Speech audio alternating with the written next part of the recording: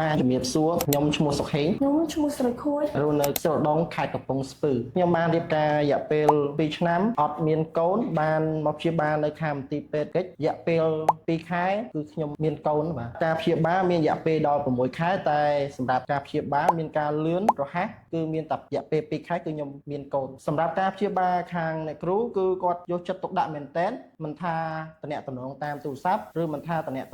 ជួបផ្ទាល់គឺគាត់មានការយកចិត្តទុកដាក់មែនទែនហើយក៏ផ្ដាំទៅអ្នកដែលអត់កូនបាទកុំបាក់ទឹកចិត្តគឺមកមន្ទីរពេទ្យកិច្ចមកគឺគាត់អាចអញ្ជើញបានអ្នកគ្រូលោកគ្រូអញ្ចឹងខ្ញុំអរគុណច្រើនចំពោះមន្ទីរពេទ្យកិច្ចលោកគ្រូអ្នកគ្រូដែលបានជួយខ្ញុំឲ្យមានកូនបាទខ្ញុំពិតជាសប្បាយចិត្តមែនទែន